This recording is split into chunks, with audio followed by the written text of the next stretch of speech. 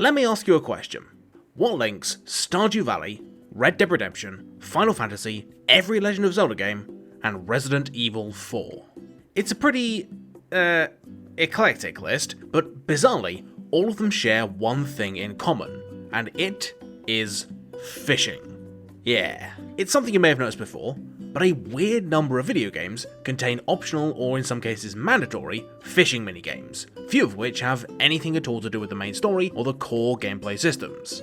It is bizarre. Look at Final Fantasy 15 for example. This is a game that had massive production issues, loads of content chopped out, and quite a few systems like magic that are pretty underdeveloped, but for some reason, the devs thought it really important to include a quite frankly comprehensive fishing minigame where you can level up stats, there's a bunch of fishing specific gear and quests, and even a fish boss fight, none of which really has any impact on the main game at all. Over in Western developed games, you've got stuff like Warframe, which is normally a high-octane game of jumping around and ploughing through hordes of enemies, but when it came to release the game's premiere open-world update, fishing, which is a static, low-energy, and decidedly non-combat focused activity, was front and center as one of the big features. Why? Fishing minigames are weird. Not only are they literally everywhere, but for some reason they're often more interesting as side content than they are as the main focus of a game. They're not so much fun, as they are just really nice to screw around with during moments of downtime or to cap off a play session, but never when they occupy the spotlight. Compare how relentlessly zen-like fishing is in Animal Crossing to much more developed angling in something like Ultimate Fishing Simulator, which I found almost as dull as the real thing. So, what's going on here? Why are fishing minigames everywhere, and what makes them such weirdly entertaining and relaxing distractions? Well, I think the very fact that fishing is more engaging when it's not the focus of a game clues us into the fact that it, and other similar diversions, are more than simple throwaway padding the developers stick into a game when they've run out of ideas. In fact, they've been invisibly solving a big problem in games for years, and that is habituation. Now, habituation is a big fancy biology word for when an organism gradually responds less and less to a given stimulus. You can see this on those fern plants that curl up, or snails retracting into their shells when you give them a prod. Do it enough times, and they'll gradually stop reacting. The same thing happens when you say a word so many times that it starts sounding weird, which probably happened with the word fishing earlier. In a gaming context, habituation is that weird feeling you get when you've been fighting baddies for ages, or solving a bunch of puzzles in a row, and it just sort of becomes difficult to care. Your victories don't seem to give you the same endorphin rush anymore, and each setback seems to be a bigger and bigger excuse to go and do something else.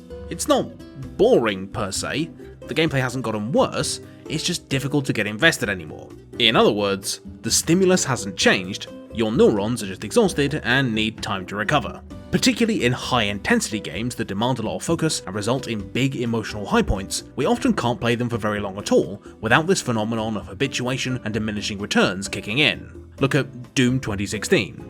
I absolutely love the game, and it was critically acclaimed for a reason. However, a lot of people never finished it despite really liking it, and that's because this singular focus actually ends up being a negative. After a few hours of playing Doom and luxuriating in the feeling of tearing demons apart with your bare hands, eventually you kind of feel worn out, because it's difficult to maintain that state of mind for a long time, and so it's much harder for the game to elicit the same thrilling response from players as it could when everything was still fresh. It's not that the game's gotten less fun or the level design's gotten any worse, you're just less receptive to what Doom has to offer because you're mentally drained, and thus the game begins to lose your attention and engagement where previously you were glued to the screen.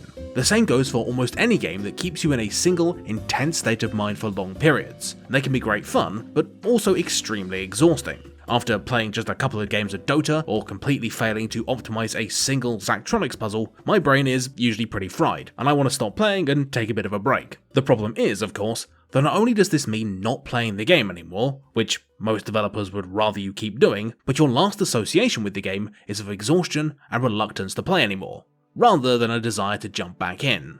So what does fishing have to do with any of this?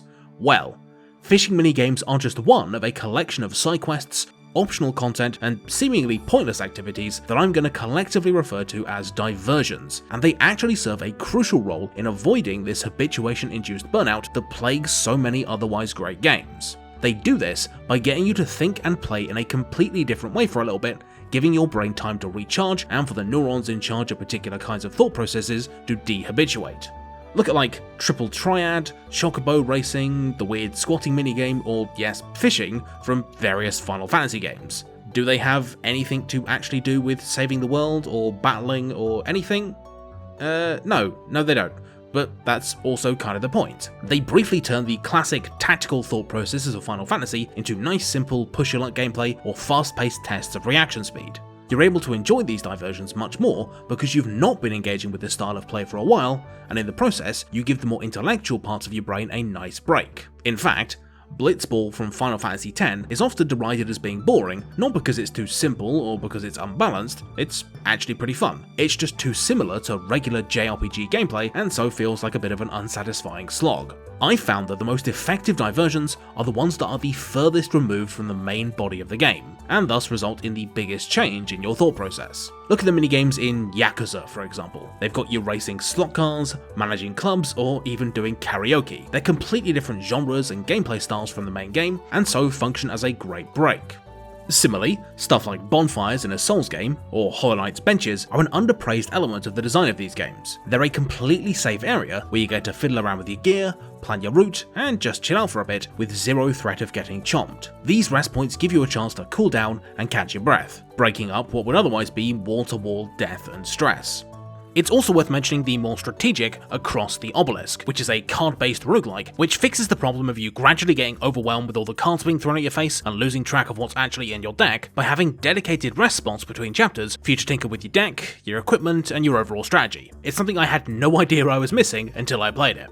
Think of fishing and its associated diversions like a secondary gameplay loop that players can use to relax and de-stress between goes around a game's regular loop. Stardew Valley is a great example here. The game isn't the most high-octane thing out there, but it can get pretty taxing juggling your stamina, your farm's chores, completing quests, and fulfilling season-dependent objectives, meaning you'll spend most of your time frantically running from place to place as fast as you can, doing mental bookkeeping to make sure you can seduce Maru while still having time to water your cabbages. However, in spite of this, Stardew remains eminently playable for long periods, and that's because it makes sure to always give you moments of downtime where you can not think about optimizing your farm for a few minutes. Stuff like fishing, foraging, and dungeoneering can be done basically whenever, and aren't part of your usual daily chores, allowing them to easily fit into the start or end of your day if you have the energy or time spare, nicely bookending each in-game day with something fresh and fun.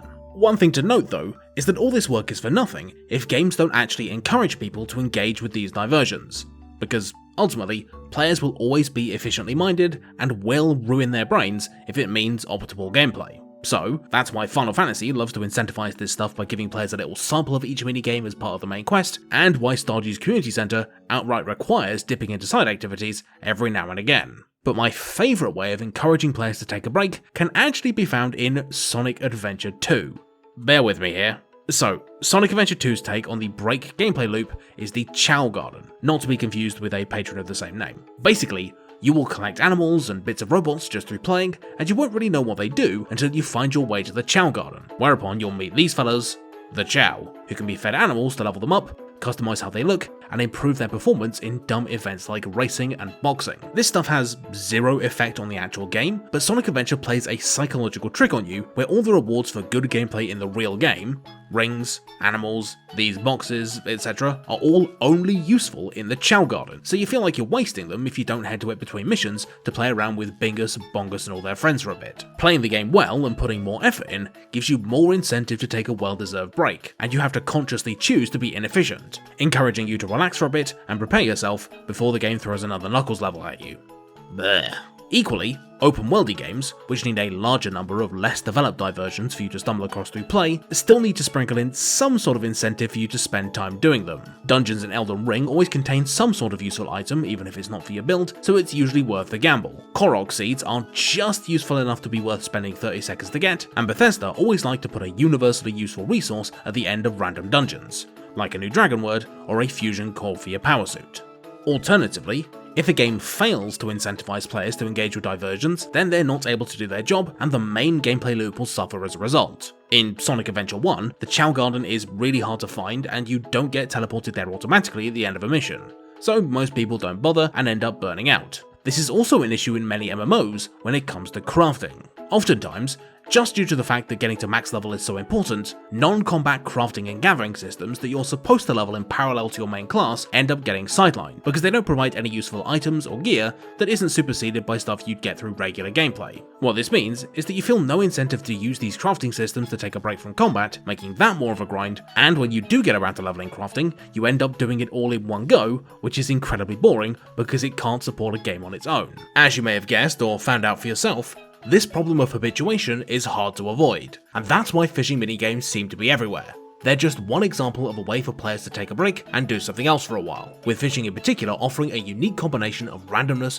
and reflex testing that's a lot of fun in small doses and fits into a lot of different settings because water's sort of all over the place. However, one size doesn't fit all. You can't just stick a fishing minigame in something and expect it to successfully de-stress and revitalize players. A diversion needs to work in tandem with the game's primary gameplay loop, or people will either ignore it, or worse, just get sick of it. This is something that's incredibly important for particularly intense games that are going to leave you mentally drained very quickly. Many such more strategic or hardcore games actually expand out a diversionary break section until it's almost a complete gameplay loop in its own right. Cult of the Lamb is excellent here.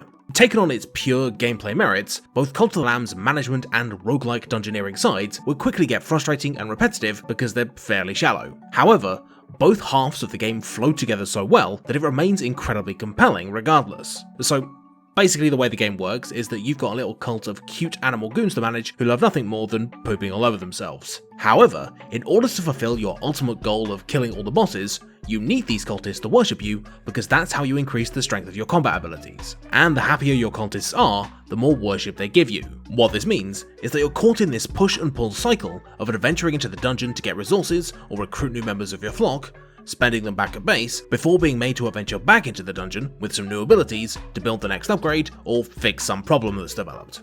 Need to build a shrine to take in tithes from your minions? Go grab the resources to build one. Sacrifice too many cult members because they were getting old? Go and recruit some replacements. People getting hungry? Well, it's time to go and harvest the flesh of your enemies to go and have a big feast. It's almost like a perpetual motion machine of gameplay, where the moment you've made one advancement, the game presents you with some more things to put on your to-do list that will make your cult more efficient and gives you some new fun upgrade to go and do it with. As a result, the game develops this great sense of rhythm that smooths out a lot of the rougher edges, like the fact that my cultists won't stop crapping everywhere.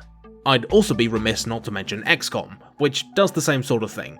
The meat of the game is in the tactical combat, but it is stressful watching your dudes get murdered by aliens, and so the management layer offers an extended period where your decisions aren't quite as immediately life and death. In addition, this split between micro and macro gameplay loops helps your decisions feel like they matter, where squad promotions and deaths have an immediate effect on the management layer, and new developments on the global stage give the tactical side some context that stops it feeling like an endless meat grinder. On the flip side, games with a pronounced narrative focus can use shorter, more irregular bursts of downtime to help players transition between various gameplay states while also getting across exposition when the player is going to be most receptive. Nobody likes sitting through big, uninteractive cutscenes because paying attention to them for hours on end can get exhausting no matter how clever Hideo Kojima thinks he is. But equally, it's hard to convey a cohesive, well-paced narrative purely through gameplay and world design. That's why some of the best story-focused games work on establishing natural-feeling gaps where character stuff and plot progression can happen between lulls in sections of gameplay, rather than story stuff competing for the player's attention or ripping them away from the fun stuff. If you look at basically every Sony cinematic action-adventure game like God of War, you'll notice that they always follow an almost episodic structure, where a narrative beat will immediately follow a boss fight or an intense gameplay segment before leading into a low-key warm-up to start the cycle again. Midway through the Light of Alfheim quest, for example, where you're faced with this gauntlet of enemies in the hive, the game could jump straight into the tutorial for your newly acquired light arrows, but going from high to low stakes so fast could give you a bit of whiplash, so the game sprinkles in a bit of backstory to ease that transition whilst also giving your hands a break. Many games make the mistake of assuming that it's always more efficient to deliver gameplay and story at the same time, but in actuality, it can often do more harm than good. Stuff like audio logs or in-universe notes sprinkled throughout a level can be very thematic, but they also mean that you're stewing on story stuff and doing gameplay basically all the time, meaning your poor old brain will eventually just decide to stop paying attention to one or the other, which usually means you're not taking in the story, even if you think you are. I think the best use of story as a diversion, however, can be seen in Hades, which is a very narratively oriented game, but it saves all of the new story developments for when you're most likely to stop playing.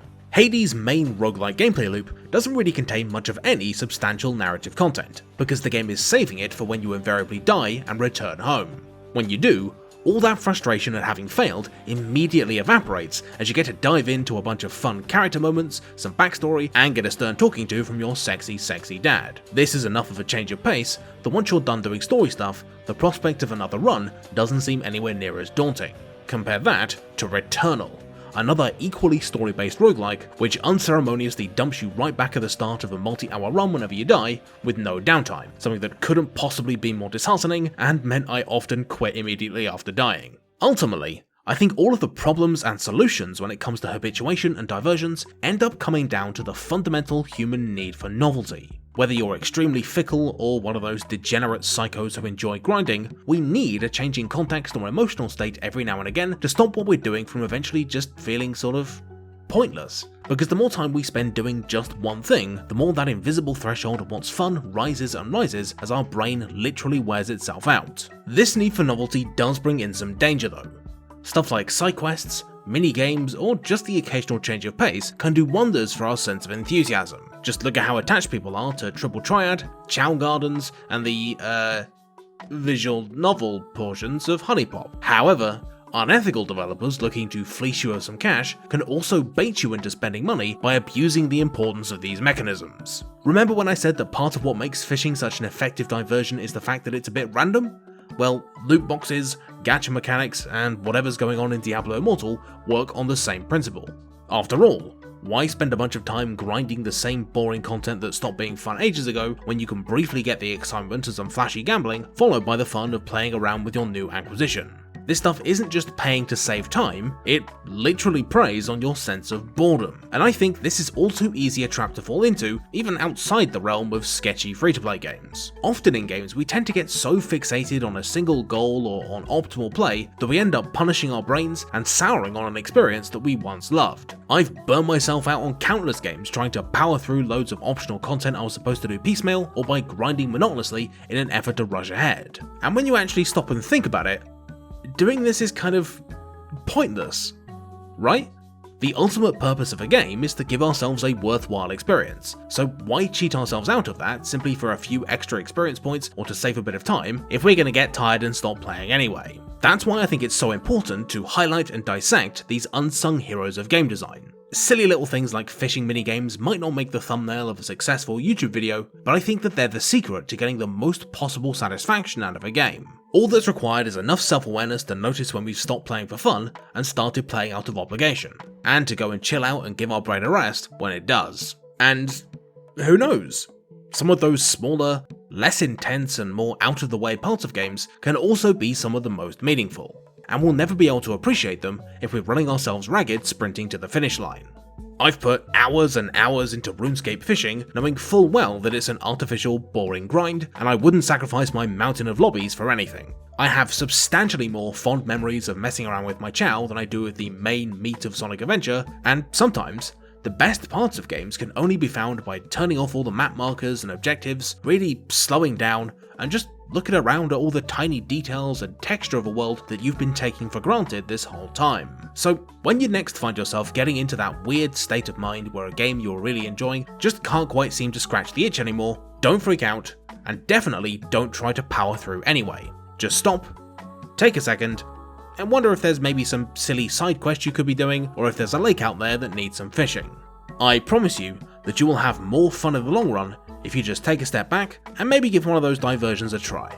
Of course, you could also quit the video game and go and do something productive with your life, but who am I kidding? We both know that's a lost cause. Hey, and welcome to the end of the video segment. I keep making long videos and they always keep taking ages to make. What's the deal with that, eh? Anyway, why am I still talking to you? Well, that's because in this, the after the video segment, I have several important messages to give you. The first of which is a recommendation of a cool internet person that I really think you should be paying attention to, and this time I'd like to point you in the direction of Pixel a Day.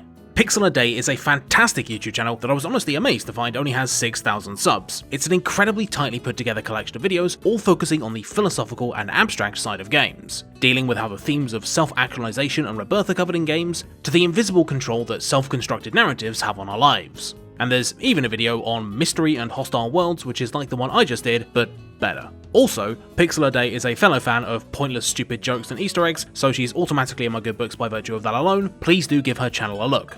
Next, I'd like to point out a group of people who are debatably even cooler, and they are my wonderful patrons. Each and every month my awesome patrons support the channel with their hard-earned cash, and in doing so, they earn behind-the-scenes stuff, early access to videos, bonus content, and, as of recently, some special shoutouts. For example, patron Bingus has utilised their special Patreon powers to order me to inform you that you are a big buttface. Yes, you watching the video right now. Yep, someone thought that was worth $7.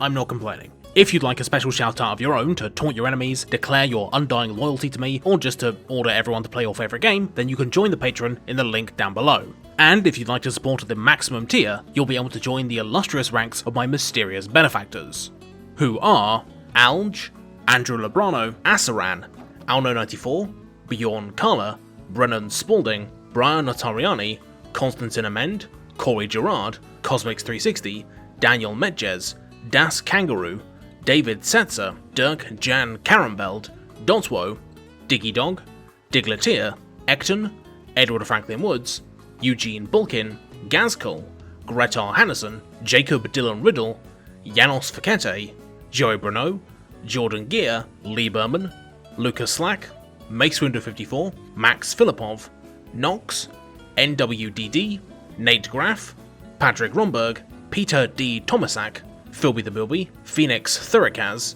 Rajigar, Reddidex, Regal Rajex, Ray's Dad, Sheldon Hearn, Simon Jacobson, Steve Riley, Strateger in Ultima, The Forbidden Shrimp, Tin Markovic, Tyler Duncan, Whimsical Wisp, Zach Grendel, and ciao. Okay, thanks for watching, and I'll see you around. Bye!